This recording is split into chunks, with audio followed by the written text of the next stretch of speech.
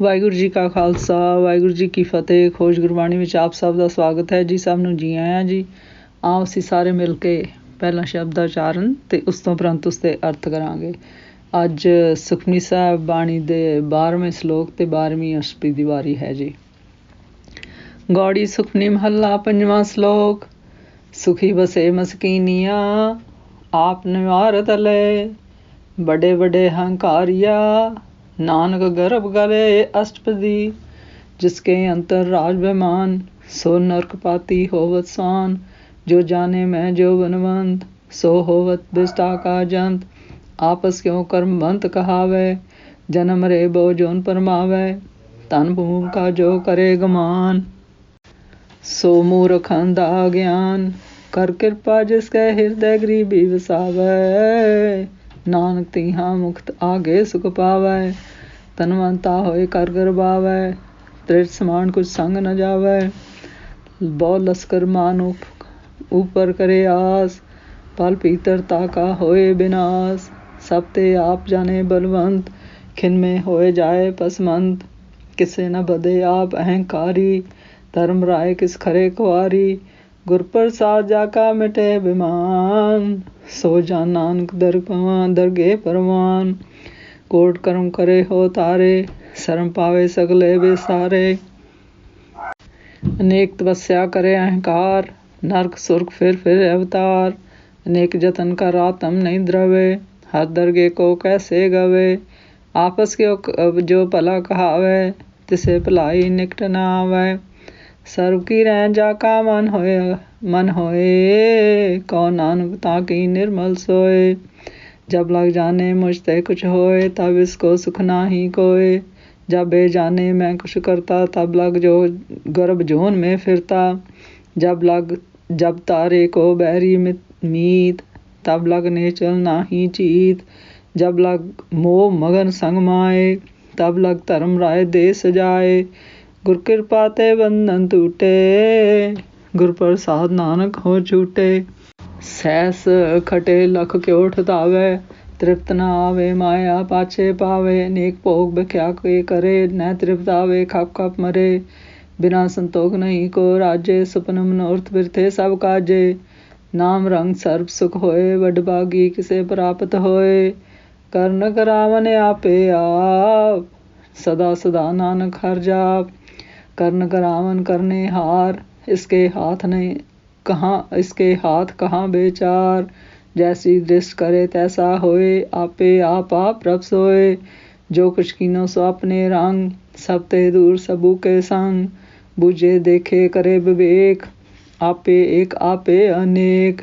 मरे न बिनसे आवे न जाए, नानक सद ही रहा समाए।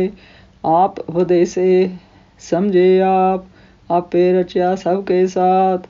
आप कीनो आपन विस्तार, सब कुछ किसा करने हार। उससे पिन कहे कुछ होए, थान थनंतर एके सोए। अपने चिल तप करने हार, कौतक करे रंग अपार। मन में आप मन अपने माए, नानक कीमत कहन न जाए। सत स्वरूप सत प्रभ स्वामी, गुर प्रसाद किने बखियानी। सच सच सच सब कीना, कोट मदे किल बिरले चीना।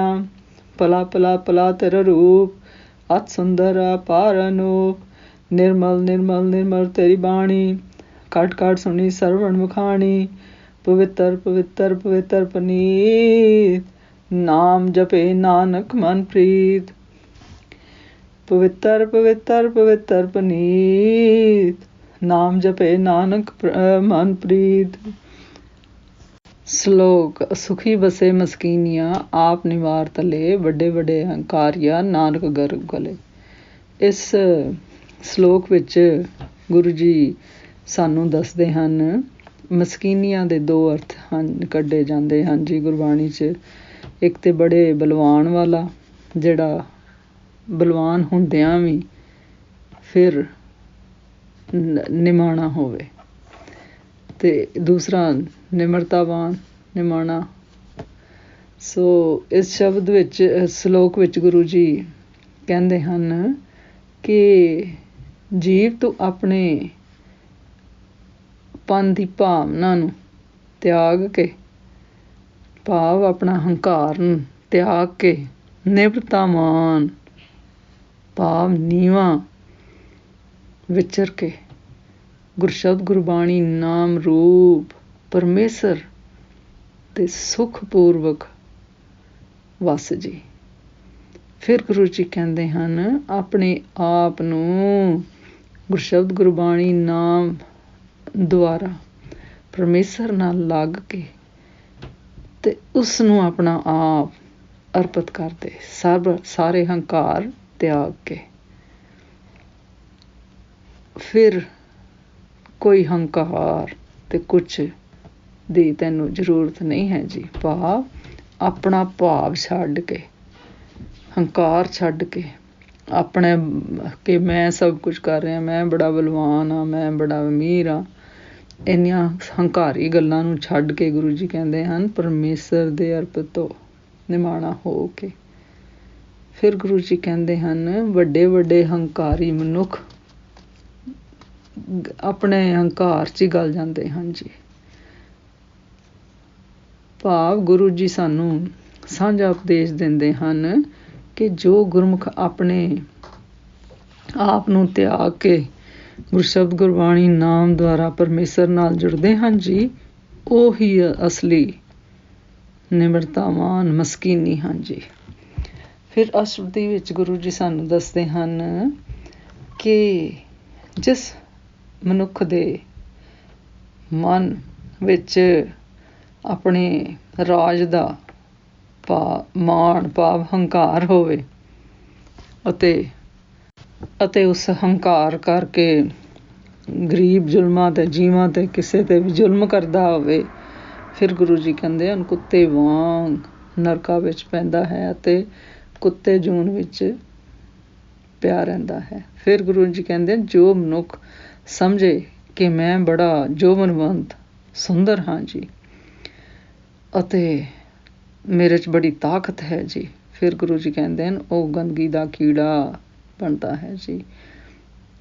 ਫਿਰ ਗੁਰੂ ਜੀ ਕਹਿੰਦੇ ਹਨ ਜੋ ਆਪਣੇ ਆਪ ਨੂੰ ਮਨ ਨੂੰ ਕਰਮ ਕਰਾਉਣ ਵਾਲਾ ਆਖਦਾ ਹੈ ਜੀ, ਉਹ ਜੰਮਦਾ ਮਰਦਾ ਅਤੇ ਬਹੁਤ ਜੂਨਾਂ ਵਿੱਚ ਭਟਕਦਾ ਰਹਿੰਦਾ ਹੈ ਜੀ। ਭਾਵ ਜੋ ਇਹ ਸਮਝਦਾ ਹੈ ਕਿ ਕਰਨ ਕਰਾਉਣ ਵਾਲਾ ਸਭ ਕੁਝ ਮੈਂ ਹੀ ਹਾਂ ਜੀ, ਗੁਰੂ ਜੀ ਕਹਿੰਦੇ ਹਨ ਉਹ ਫਿਰ ਜੂਨਾਂ ਉਸਦਾ ਆਵਾਗਮਨ ਲੱਗਿਆ ਹੀ ਰਹਿੰਦਾ ਹੈ ਜੀ। ਫਿਰ ਗੁਰੂ ਜੀ ਕਹਿੰਦੇ ਹਨ ਜੋ ਮਨੁੱਖ ਧਨ ਅਤੇ ਭੂਮੀ ਦਾ ਹੰਕਾਰ ਕਰਦਾ ਹੈ ਜੀ, ਉਹ ਮਨੁੱਖ ਮੂਰਖ, ਅੰਨਾ ਅਤੇ ਅਗਿਆਨੀ ਹੈ ਜੀ। ਫਿਰ ਗੁਰੂ ਜੀ ਕਹਿੰਦੇ ਹਨ ਜੋ ਗੁਰਮੁਖ ਜੀਵ ਗੁਰਸ਼ਬਦ ਗੁਰਬਾਣੀ ਨਾਮ ਦੁਆਰਾ ਪਰਮੇਸ਼ਰ ਨਾਲ ਲੱਗਦੇ ਹਨ ਜੀ, ਪਰਮੇਸ਼ਰ ਦੀ ਕਿਰਪਾ ਨਾਲ ਕਰਕੇ ਆਪਣੇ ਹਿਰਦੇ ਵਿੱਚ ਨਿਮਰਤਾ ਵਸਾਉਂਦੇ ਹਨ ਜੀ।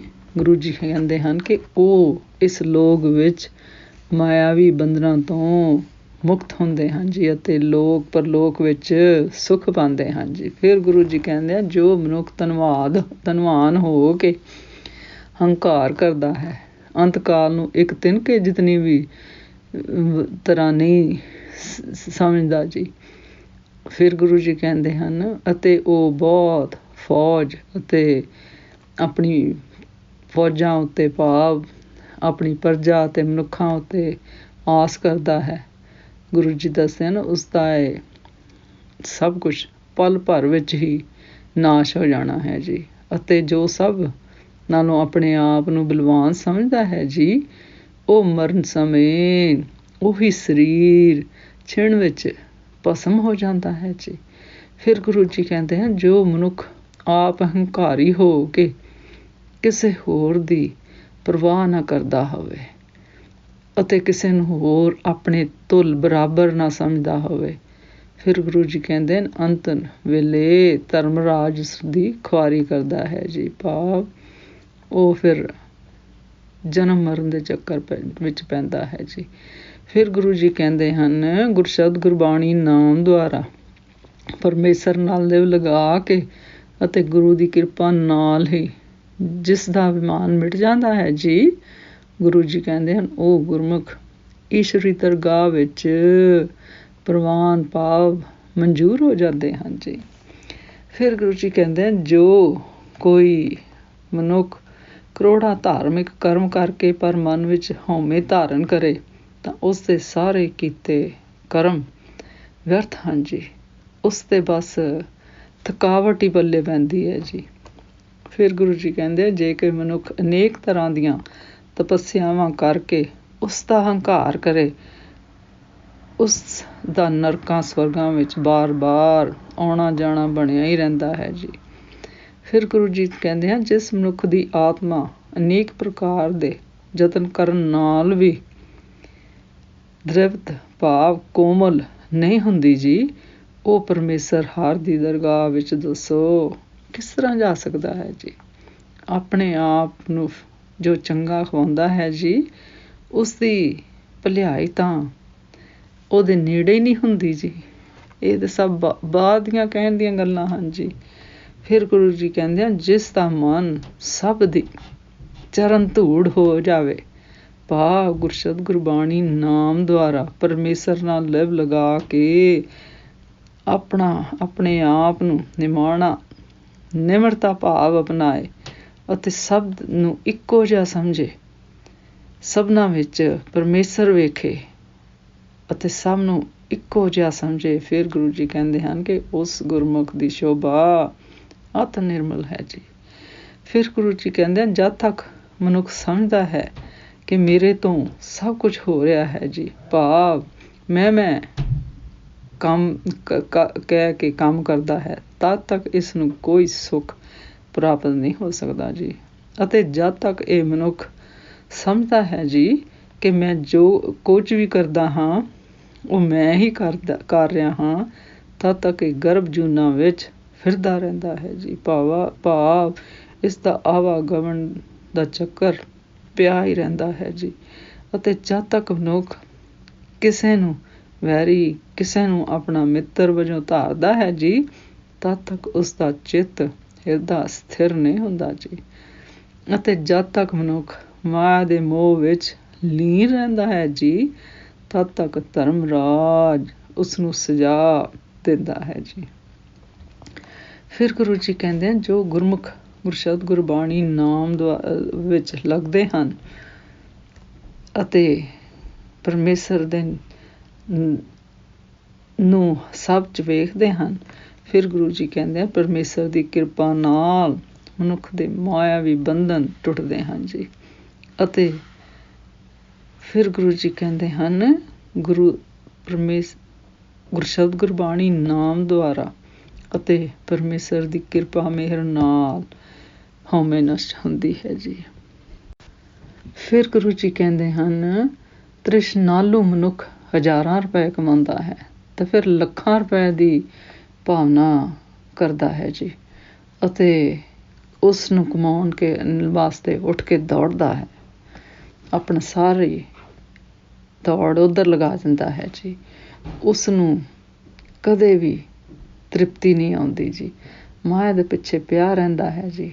ਅਤੇ ਉਹ ਮਾਇਆ ਦੇ ਅਨੇਕ ਭੋਗ ਦੁਆਰਾ ਅਨੇਕ ਭੋਗ ਵਿਲਾਸ ਵਿਕਾਰ ਵੀ ਕਰਦਾ ਹੈ ਜੀ, ਪਰ ਫਿਰ ਵੀ ਉਹ ਤ੍ਰਿਪਤ ਨਹੀਂ ਹੁੰਦਾ ਜੀ।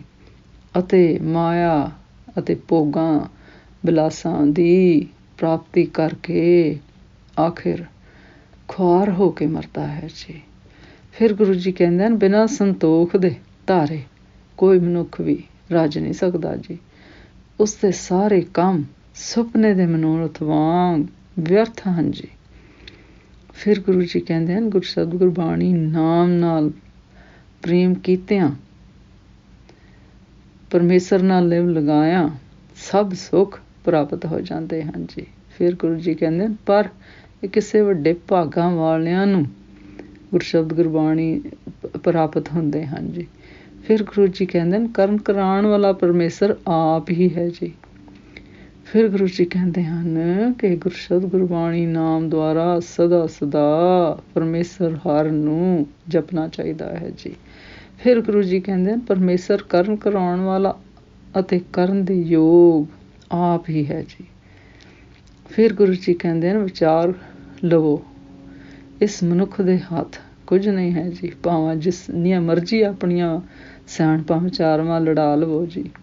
ਭਾਵ ਅਸੀਂ ਕੁਝ ਨਹੀਂ ਕਰ ਸਕਦੇ ਜੀ, ਸਾਡੇ ਹੱਥ ਕੁਛ ਨਹੀਂ ਹੈ ਜੀ। ਫਿਰ ਗੁਰੂ ਜੀ ਕਹਿੰਦੇ ਹਨ ਜਿਹੋ ਜਿਹੀ ਪਰਮੇਸ਼ਰ ਦ੍ਰਿਸ਼ਟੀ ਕਰਦਾ ਹੈ ਜੀ, ਜੀਵ ਉਹ ਜਿਹਾ ਹੀ ਕਰੀ ਜਾਂਦਾ ਹੈ ਜੀ। ਪਰਮੇਸ਼ਰ ਆਪ ਹੀ ਆਪ ਸਭ ਕੁਛ ਹੈ ਜੀ। ਪਰਮੇਸ਼ਰ ਨੇ ਜੋ ਕੁਛ ਕੀਤਾ ਹੈ ਜੀ, ਉਹ ਆਪਣੀ ਮੌਜ ਆਨੰਦ ਵਿੱਚ ਕੀਤਾ ਹੈ ਜੀ। ਫਿਰ ਗੁਰੂ ਜੀ ਕਹਿੰਦੇ ਹਨ ਪਰਮੇਸ਼ਰ ਸਭ ਤੋਂ ਦੂਰ ਪਰ ਸਭ ਦੇ ਅੰਗ ਸੰਗ ਵੀ ਹੈ ਜੀ। ਫਿਰ ਗੁਰੂ ਜੀ ਕਹਿੰਦੇ ਹਨ ਪਰਮੇਸ਼ਰ ਆਪ ਹੀ ਸਮਝਦਾ ਅਤੇ ਵੇਖਦਾ ਹੈ ਜੀ, ਅਤੇ ਵਿਵੇਕ ਪੂਰਵਕ ਨਿਰਣਾ ਲੈਂਦਾ ਹੈ ਜੀ।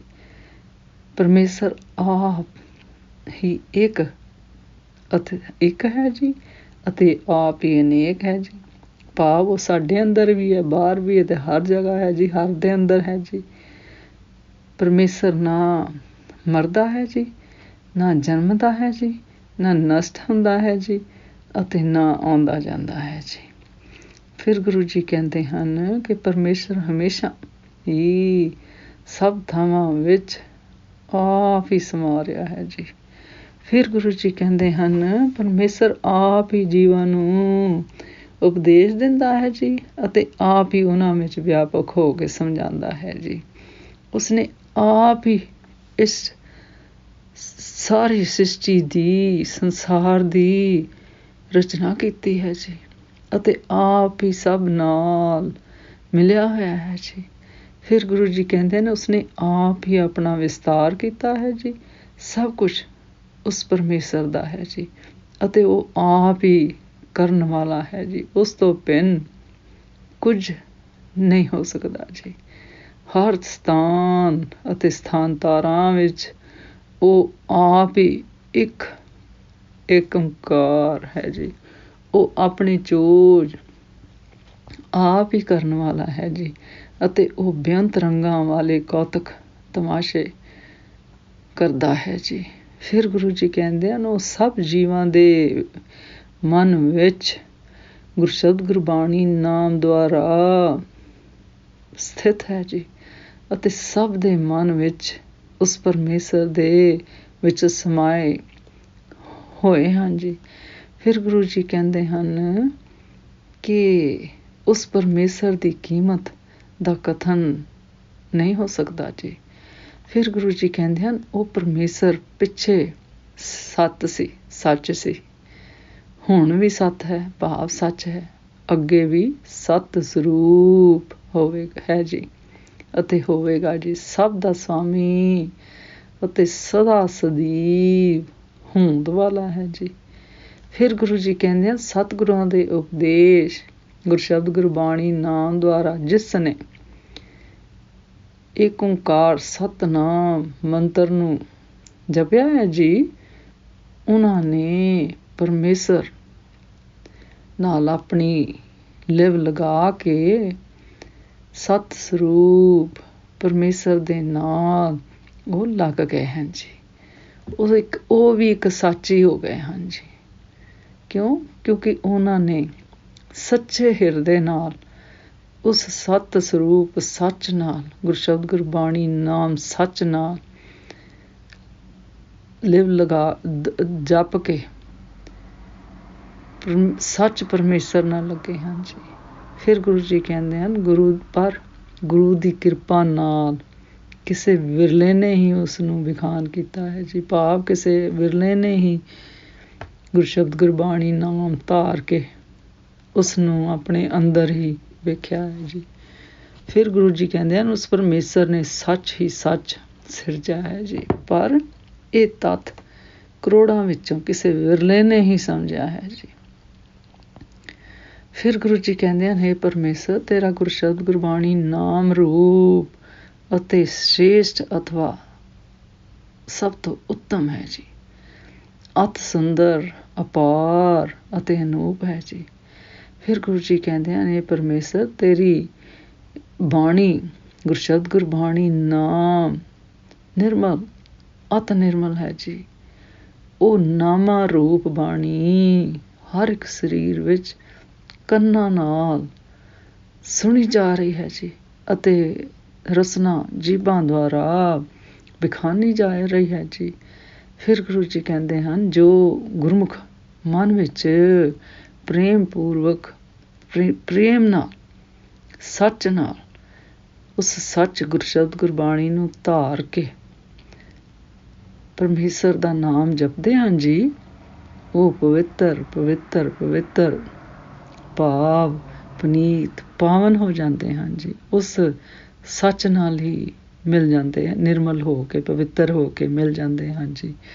ਇਸ ਸ਼ਬਦ ਦਾ ਸਾਰ ਇਸ ਤਰ੍ਹਾਂ ਕਰੀਏ ਜੀ, ਇਸ ਅਸ਼ਟੀ ਦਾ ਸਾਰ ਇਸ ਤਰ੍ਹਾਂ ਕਰੀਏ ਜੀ। ਇਸ ਅਸ਼ਟੀ ਵਿੱਚ ਗੁਰੂ ਜੀ ਸਾਨੂੰ ਦੱਸਦੇ ਹਨ ਹੰਕਾਰੀ ਅਤੇ ਨਿਮਰਤਾਵਾਨ ਦੇ ਅੰਤਰ ਨੂੰ ਸਪਸ਼ਟ ਕਰਦੇ ਹਨ।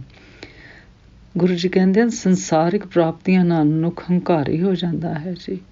ਗੁਰਸ਼ਬਦ ਗੁਰਬਾਣੀ ਨਾਮ ਧਾਰ ਕੇ ਅਤੇ ਗੁਰੂ ਦੀ ਕਿਰਪਾ ਨਾਲ ਹੀ ਉਸਦਾ ਅਭਿਮਾਨ, ਹਉਮੈ, ਮਾਵੇ ਵਿਕਾਰ ਦੂਰ ਹੋ ਸਕਦੇ ਹਨ ਜੀ, ਅਤੇ ਉਹ ਈਸ਼ਵਰੀ ਦੁਆਰ ਉੱਤੇ ਪ੍ਰਤਿਸ਼ਠਾ ਪ੍ਰਾਪਤ ਕਰ ਸਕਦਾ ਹੈ ਜੀ। ਫਿਰ ਗੁਰੂ ਜੀ ਕਹਿੰਦੇ ਹਨ, ਮਨੁੱਖ ਆਪਣੇ ਆਪ ਨੂੰ ਕਰਮ ਕਰਨ ਵਿੱਚ ਸਮਰੱਥ ਭਾਵੇਂ ਸਮਝੇ, ਪਰ ਇਹ ਉਸ ਨਾਲ ਉਸ ਨੂੰ ਬੰਧਨ ਪੈਂਦੇ ਹਨ ਜੀ। ਭਾਵ ਜੇ ਉਹ ਸਮਝੇ ਕਿ ਮੈਂ ਹੀ ਕੁਛ ਕਰ ਰਿਹਾ ਹਾਂ, ਤਾਂ ਫਿਰ ਇਹ ਸ਼ਬਦ ਗੁਰਬਾਣੀ ਨਾਮ ਦੇ ਰਸਤੇ ਵਿੱਚ ਰੁਕਾਵਟ ਹੈ ਜੀ। ਫਿਰ ਗੁਰੂ ਜੀ ਕਹਿੰਦੇ ਹਨ, ਗੁਰਸ਼ਬਦ ਗੁਰਬਾਣੀ ਨਾਮ ਨੂੰ ਧਾਰ ਕੇ ਪਰਮੇਸ਼ਰ ਨਾਲ ਲਿਵ ਲਗਾ ਕੇ ਪਰਮੇਸ਼ਰ ਦੀ ਕਿਰਪਾ ਨਾਲ ਹੀ ਇਹ ਬੰਧਨ ਕੱਟੇ ਜਾ ਸਕਦੇ ਹਨ ਜੀ। ਫਿਰ ਗੁਰੂ ਜੀ ਕਹਿੰਦੇ ਹਨ, ਸੰਤੋਖ ਧਾਰਨ ਕੀਤੇ ਬਿਨਾਂ ਮਨੁੱਖ ਗੁਰਸ਼ਬਦ ਗੁਰਬਾਣੀ ਨਾਮ ਨਾਲ ਨਹੀਂ ਲੱਗ ਸਕਦਾ ਜੀ, ਅਤੇ ਜੀਵਨ ਮਨੋਰਥ ਵਿੱਚ ਸਫਲ ਨਹੀਂ ਹੋ ਸਕਦਾ ਜੀ। ਗੁਰਸ਼ਬਦ ਗੁਰਬਾਣੀ ਨਾਮ ਧਾਰ ਕੇ ਅਤੇ ਗੁਰੂ ਦੀ ਕਿਰਪਾ ਨਾਲ ਹੀ ਕੋਈ ਪਰਮ ਸਤਾ ਦਾ ਭੇਦ ਭਾਵ ਵਾਹਿਗੁਰੂ ਪਰਮੇਸ਼ਰ ਦਾ ਭੇਦ ਪਾ ਕੇ ਉਸ ਵਿੱਚ ਹੀ ਸਮਾ ਜਾਂਦਾ ਹੈ ਜੀ। ਅੱਜ ਦਾ ਵਿਚਾਰ ਕਰਦਿਆਂ ਮੇਰੇ ਕੋਲ ਅਨੇਕਾਂ ਭੁੱਲਾਂ ਹੋਈਆਂ ਹੋਣਗੀਆਂ, ਉਸ ਵਾਸਤੇ ਮੈਂ ਖਿਮਾ ਦੀ ਜਾਚਕ ਹਾਂ ਜੀ। ਵਾਹਿਗੁਰੂ ਜੀ ਕਾ ਖਾਲਸਾ, ਵਾਹਿਗੁਰੂ ਜੀ ਕੀ ਫਤਿਹ।